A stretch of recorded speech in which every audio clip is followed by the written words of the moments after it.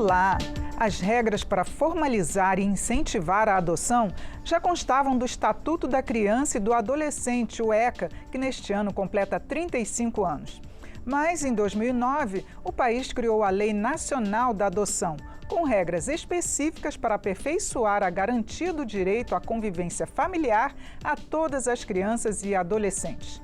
Com a legislação, vieram também mecanismos para facilitar, tanto para a criança encontrar um lar, como para as famílias que querem adotar. E neste mês em que se comemora o Dia Nacional da Adoção, também o mês das mães, vamos saber mais sobre as mães que adotam. Vamos conversar nesta edição do Elas Pautam sobre os desafios para assegurar o direito das crianças a crescerem em um ambiente familiar saudável. Nossas convidadas são uma parlamentar que tem vários projetos votados para facilitar o processo de adoção, é a deputada Laura Carneiro, do PSD do Rio de Janeiro, e a diretora de projetos do Departamento de Pesquisas Judiciárias do Conselho Nacional de Justiça, o CNJ, que é responsável pelo cadastro de adoções no país, é a Isabelle Fontana da Mota. Muito bem-vindas, muito obrigada por atenderem o nosso convite, debater esse tema aqui.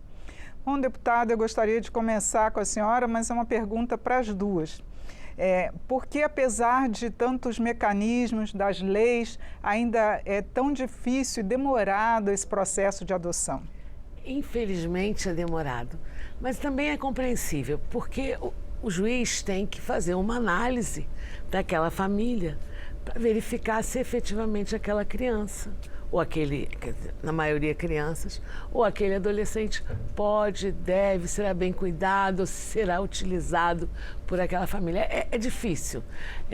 Você imagina como se você tivesse... eu imagino a cabeça do juiz, ele tem que ter certeza que aquela criança vai estar protegida numa nova família que ele também não conhece, então ele também precisa conhecer. É duro também para quem quer adotar, mas esse é o sistema. Bom, Isabelle, queria que você falasse a experiência do CNJ, né, essas listagens, né, isso tem realmente facilitado o aumento do número de crianças a serem adotadas? A gente lançou, primeiro, olá a todas, a gente lançou desde 2019 um novo Sistema Nacional de Adoção e Acolhimento. É importante falar, né, que é de adoção e de acolhimento. Então, a gente tem mais de 30 mil crianças acolhidas no Brasil e dessas uma pequena porcentagem efetivamente está apta para ser adotada, né? E muito da demora se dá isso. Por que, né, essa diferença? Porque pelo próprio Estatuto da Criança e Adolescente há uma determinação de que primeiro se busca as famílias biológicas, o pai, a mãe, os tios, os avós. Então isso demora um tempo, né? A VAR, o juiz, as equipes técnicas, psicólogos, assistentes sociais vão precisar de um tempo para poder ver se essa família tem condições de receber de volta essa criança ou esse adolescente, né? Então você vê que das crianças que estão acolhidas só uma pequena porcentagem vai para a adoção. Né? O que o sistema tem feito é tentar diminuir o tempo dessa análise para que a gente possa ser o mais célere possível, respeitando todo o procedimento legal. Né? E com isso, sim, o sistema tem garantido que a gente tenha o menor tempo desses processos e mais crianças disponibilizadas para adoção quando é a melhor decisão para aquela criança. Mas não é simples, né? Na verdade, você tem hoje 33 mil casais habilitados, pelo menos são os números que eu tenho, habilitados a adotar. Sim, então até os dados que a gente vai mostrar daqui a pouco. Então, a gente tem esse número de famílias que querem adotar. Por outro lado, você tem um problema real, né, que foi até fruto de um projeto de lei, quer dizer, a partir disso a gente apresentou um projeto de lei. No Brasil, se adota até 7 anos de idade. 77% dos casos adotam, as famílias querem adotar crianças. Eu até preparei um projeto, já apresentei, que dá a possibilidade de você ter, para incentivar que você adote também um adolescente, a partir dos 12 anos, você ter o direito àquele o tempo de maternidade, auxílio de maternidade, para que isso incentive o pai e a mãe a essa adoção. Mas ela é muito difícil. Na verdade, isso é uma cultura, né? Eu acho, né, Isabela? Que a cultura é assim, não, se ele é pequenininho, ele não vai lembrar mais da mãe. Eu serei a referência. Mas é um erro, porque a criança precisa daquele novo afeto. né? Se ela tem aquele novo acolhimento, tem afeto. E eu estou dizendo isso porque eu fui secretária de Assistência Social do Rio de Janeiro. Lá a gente tem abrigo de criança, abrigo de adolescente, abrigo de bebê. E a gente via a diferença. O abrigo de bebê tinha sempre alguém visitando para adoção. E nos outros abrigos a gente não tinha. Então, isso é um tema muito sério. Você vê algumas pessoas não estão se preocupando, outros se preocupam, por exemplo, com a cor. Se é da mesma cor. Sim. Não tem que se preocupar com isso. A adoção é um ato tão lindo, tão generoso, de tanto acolhimento, de tanto amor envolvido, que as pessoas não têm que se preocupar com isso. Agora, é uma mudança cultural? É uma mudança cultural. Porque a gente se acostumou em não falar, né? Quase mentir. Mostrar aqui alguns dados que nós levantamos do Sistema Nacional de Adoção e Acolhimento, o SNA, que foi criado pelo Conselho Nacional de Justiça. Esses dados são desde 2019, quando o sistema foi criado, até hoje. Bom, esses retratos das adoções no Brasil vão até maio de 2025, então estão bem atualizados, né? Crianças e adolescentes que são acolhidos em instituições, nós temos 34.500 crianças e adolescentes. Já as famílias que pretendem, que desejam adotar, são 33.400. E os que estão disponíveis, na verdade, são só 5.200 que estão disponíveis e em processo de adoção, 6.000. Nós temos outro quadro aqui também dos dados que mostram dos 27.000 adotados nesse período, de 2019 até hoje, até maio, desse mês de maio, foram 27.000 adotados, sendo que 2.200, né, tiveram um pedido de devolução, pelo menos até 2024. Um dado também interessante para a gente depois comentar triste, sobre, né? As devoluções. Né? Só a palavra devolução parece que você está tratando de um objeto e não de um ser humano. E a gente vê aqui que nas devoluções 76% são nesse estágio de guarda provisória, esse processo inicial de acolhimento da família, né? Com fatores relacionados à idade e à saúde. E também adolescentes com até 15 anos de idade. Entre os problemas está o uso de medicação, diagnóstico de deficiência mental e problemas de saúde, muitas vezes até tratáveis. Bom, eu gostaria de começar então contigo sobre esse levantamento desses dados, esse problema tão sério que a gente vê, que já é difícil, né, das famílias virem a acolher e ainda ocorre essa devolução, um número alto até, né? Bem alto. Vamos lá. Essa foi uma pesquisa que a gente fez em parceria com a Associação Brasileira de Jurimetria, né, dentro do Justiça Pesquisa, que é um programa que a gente tem no CNJ, e realmente a gente levantou essas devoluções. É importante lembrar, como a própria deputada já falou, que as crianças muitas vezes aptas para adoção são mais velhas, isso porque a idade média de acolhimento no Brasil é de 8 anos. Né? Então, muitas vezes as pessoas querem bebês, mas as crianças disponíveis para adoção, essas 5.000 crianças, são crianças mais velhas ou são adolescentes, fazem parte de grupos de irmãos, sem problemas de saúde.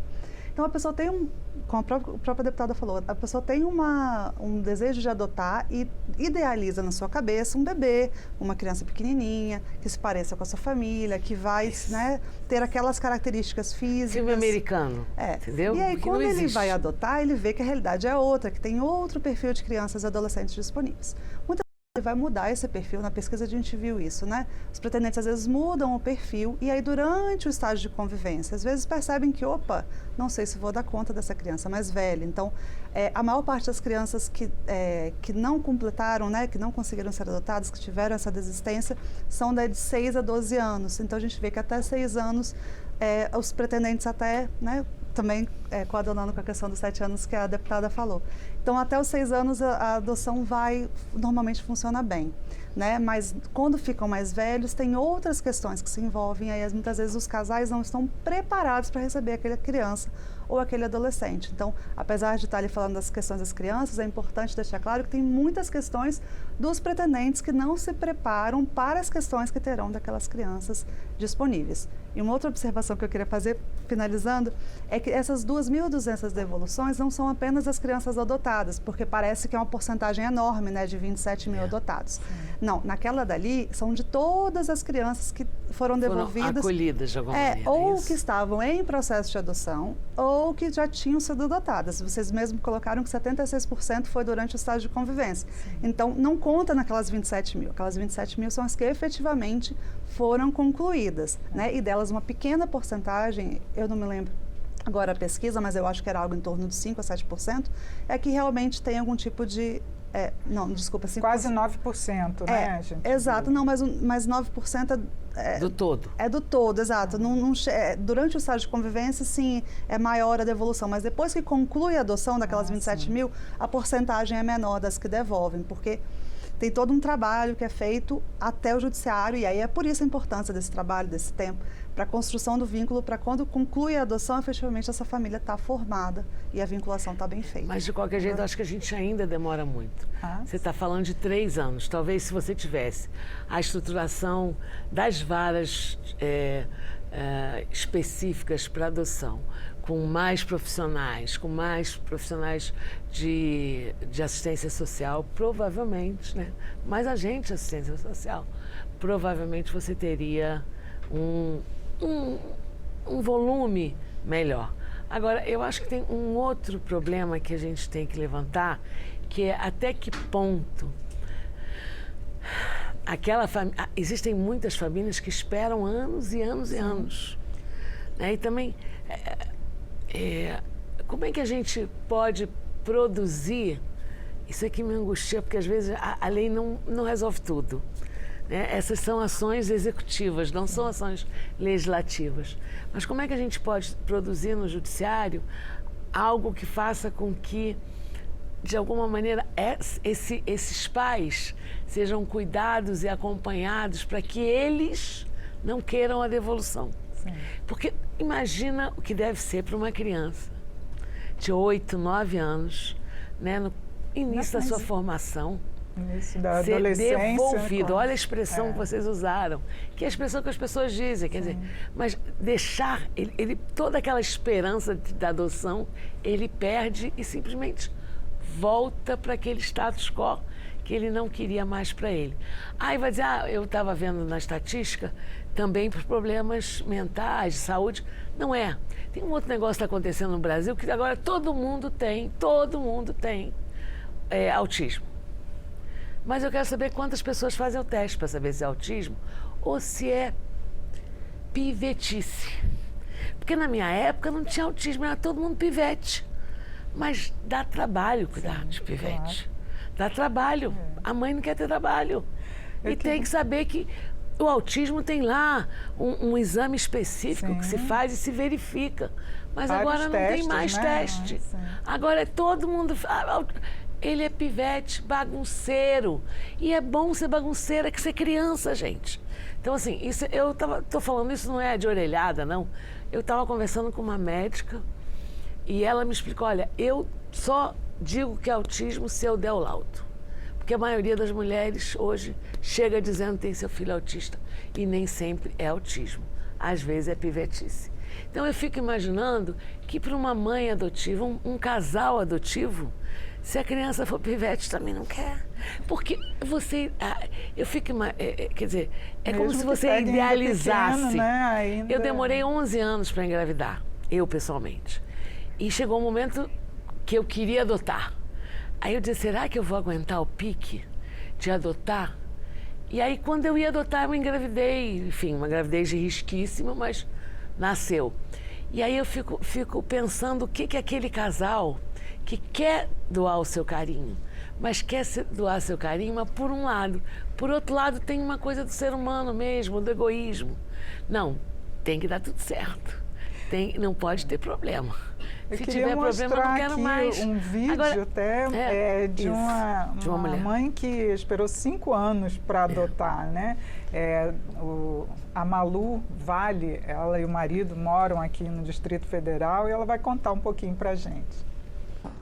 Olá, meu nome é Malu Vale, eu e meu companheiro Elcio de Toledo, nós adotamos 2 meninos que são irmãos. e a gente adotou, eles tinham 4 e 6 anos. Hoje estão com 14 e 16 anos. Então já tem bastante tempo que a gente adotou e somos muito felizes nesse processo. O processo, ele foi um pouco lento, né? Porque demorou 5 anos para a gente ser chamado, mas quando nós recebemos o telefonema de que tinham 2 irmãos e que poderiam ser adotados se a gente queria conhecer, nós topamos conhecer imediatamente, e quando chegamos lá para conhecer foi um processo lindo de conexão, porque no processo de adoção fala isso, que quando a gente vê e sente aquela sintonia, aquele amor no momento do conhecimento, são aqueles mesmo que são as crianças que serão nossos filhos. E a gente acredita profundamente nisso, porque foi lindo, foi um momento muito mágico, e todo o momento de adaptação também foi maravilhoso. Até o momento de ir para casa, tivemos muitas visitas, passeios, e foi tudo muito lindo, e a gente espera que todo mundo viva isso um dia, que deseje isso, claro, né? Bom, eu queria até que a Isabelle falasse um pouquinho para a gente sobre essa questão de irmãos. Não sei se é uma regra, não, se é legislação, muito legal, muito legal. Se é uma exigência e se isso não dificulta ainda mais a adoção das crianças, porque às vezes tem uma criança bem pequena e o outro irmão é mais velho. Como é que é esse processo de adoção de famílias? O próprio estatuto fala, né, que a gente deve ao máximo tentar preservar os vínculos. Então, quando há grupo de irmãos, a gente tenta ao máximo manter que esse grupo esteja junto. Mas sim, isso é um fator que dificulta, porque a maioria dos pretendentes aceita adotar no máximo 2 crianças, né? Até a gente tem conseguido ampliar para 2 crianças. Passou de 2 crianças, realmente é muito mais difícil. Um casal que aceita adotar 3, 4. O que a gente tem visto acontecendo no Brasil para tentar conseguir essa adoção dessas crianças nesses grupos? Primeira coisa, a gente tem campanhas de busca ativa, né? Que são aplicativos. No próprio SNA tem uma parte que os pretendentes habilitados, esses mais de 33 mil pretendentes, podem entrar, ver fotos e vídeos de crianças que não conseguiram pessoas habilitadas. Ou seja, nenhuma dessas 33 mil tinha aquele perfil que queria aqueles 3 irmãos, vamos supor. Então a gente rodou todos eles e o perfil que eles falaram na vara que queriam. Então, nesse caso, as crianças podem ir para essa ferramenta de busca ativa. A gente vai colocar fotos, vídeos, uma descrição desse grupo, lógico, respeitando, né, tendo acesso só... estatuto, exatamente, claro. Tendo acesso só com o GovBR, né? Todas as fotos são cuidadas para que não seja possível tirar print, enfim, tem várias questões de segurança. E aí, com isso, a gente tem visto aumentar muito o número de adoções de irmãos. Inclusive, as pessoas, às vezes, adotam em conjunto. Então, eu tenho vontade são 5 irmãos, vamos supor. Eu adoto 2 crianças e minha prima, minha amiga, que é da mesma cidade que eu, adota 3 irmãos. E a gente se compromete a manter os vínculos desses irmãos. Então, isso tem ampliado o número de adoções de grupos de irmãos, às vezes não na mesma família, mas sempre tentando manter esses vínculos. Muita gente nem sabe que isso é possível. Exatamente. Não, é possível e é muito importante. Mesmo nos abrigos, por exemplo, da Prefeitura do Rio, principalmente no de bebês, a gente tinha grupo de irmãos. E era a única exceção que você dava na idade.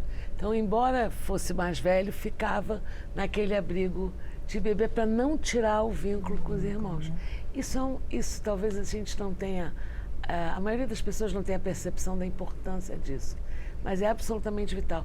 A quebra de vínculos é que desestrutura aquela criança, aquele adolescente. Então, parabéns pelo trabalho do CNJ, eu não conhecia, mas que bom que a gente tem essa plataforma, que bom que hoje você, de alguma maneira, oferece um horror, mas você permite, né, que esse grupo de irmãos permaneça juntos. Isso é um tremendo avanço. A senhora falasse até um pouquinho como é que funciona esse sistema nacional, né? Porque vocês fazem esse levantamento das famílias e das crianças, o acesso, como é que as pessoas que querem adotar, né, teriam acesso a esse sistema? O sistema ele funciona, digamos, em 2 partes. Uma que é a interna do Poder Judiciário, que a gente vai alimentar todos os dados de crianças, todas aquelas mais de 34 mil acolhidas, então a gente tem informação todas as vezes que o juiz vai dar um despacho no processo revendo, né, se teve uma visita, enfim, tudo isso está lá no nosso sistema. E a gente tem todas as pessoas que querem adotar também nessa parte interna. E todas as noites o sistema faz uma busca de todas essas... Aí, no caso, não são as 30 mil, são aquelas 5 mil que estão disponíveis, né? Toda noite a gente procura quem quer adotar essas 5.000 crianças? Então, toda noite o sistema faz uma coisa que a gente chama de vinculação, né? Busca, né? Essa busca, exatamente. Buscando, a gente conecta um ao outro, a gente vincula. Quando não encontra, né, a gente vai para essa parte que eu falei, que é a busca ativa, que é tentar, de alguma forma, mostrar para essas pessoas adoções possíveis de crianças ali no sistema e estão aguardando uma família. Né? E aí, para o pretendente que quer entrar nessa busca ativa, ele tem acesso a uma área exclusiva, ele entra pelo Gov.br, tá?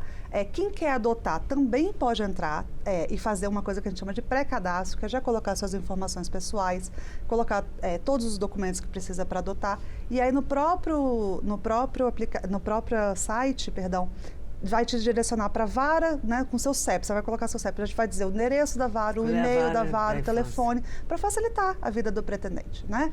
E aí a pessoa vai ter que ir na vara, lógico, fazer todo o processo, e ele pode acompanhar também nesse site, através do seu Gov.br. Então, ele entra lá, consegue ver se a habilitação está aguardando, quando foi deferida quando o juiz fala que ele pode adotar, né?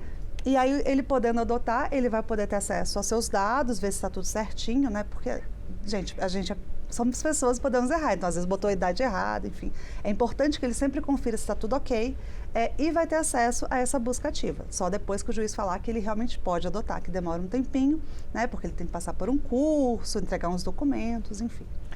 Mas é isso, tem essa parte dos pretendentes que é bem interessante. Mesmo se você não for pretendente ainda, se tiver interesse, entra lá no nosso site que vai ter várias informações interessantes. É certo. Agora, deputada, eu queria que a senhora falasse um pouquinho dos seus projetos, que a senhora tem um interessante sobre o nome afetivo. O nome afetivo é um negócio muito importante. Você imagina que tem a guarda provisória. Então, você está criando com aquela criança, a família está se montando, começando a criar o vínculo, ganhando a confiança da criança, e a criança ganhando a confiança dos pais. E aí ela vai para a escola. Naquele momento da guarda provisória, ela vai para a escola e ela, por exemplo, o sobrenome dessa nova família dela é da Silva e ela é de Souza. Aí ela chega lá e diz, mas você é da Silva, você é de Souza. Então, o que é o nome afetivo? É a possibilidade da reconstrução daquela família. Às vezes a criança vem vítima de violência, né? Para você chegar a ser adotado, na maioria dos casos, são casos muito graves que você não conseguiu o vínculo com a família natural, digamos, né? Com a família, com a mãe, ou o pai, ou o tio, ou o primo, ou a avó, algum gestor daquela família sanguínea. Né? Só aí que o juiz permite que essa criança vá para a adoção. E quando é que normalmente ela vai? Quando se perde o pátrio poder, quando de alguma maneira aquela criança sofreu algum tipo de violência, seja ela física ou psíquica, ou ela ficou órfã, enfim.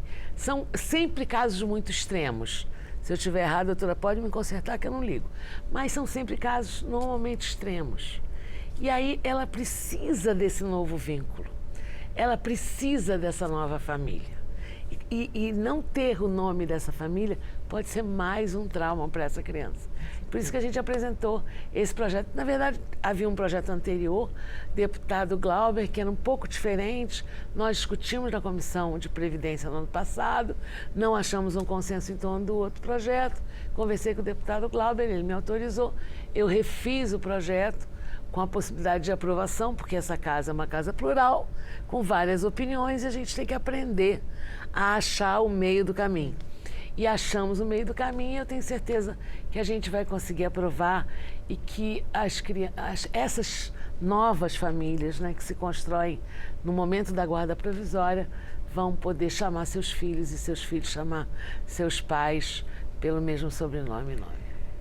Eu queria, doutora Isabelle, que a senhora falasse um pouquinho também do suporte psicológico, porque para as crianças e também para as famílias, no pós, como é que isso é feito? É super importante, né? Na pesquisa de devolução a gente viu isso, como é importante ter uma equipe técnica de psicólogos e assistentes sociais, principalmente, né? Nós temos também pedagogos, antropólogos, quando necessários, para fazer que esse vínculo se constitua de forma amorosa, de forma afetiva, exato.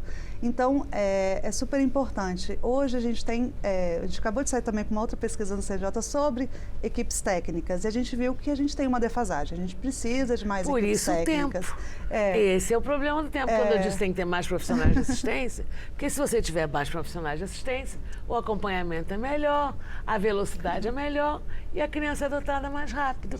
A culpa não é do juiz, é da estrutura, sim, porque você demora 2, 3 anos. Você ouviu? 5 anos né? Com uma lista de 33 mil pessoas aptas a adotar, entendeu?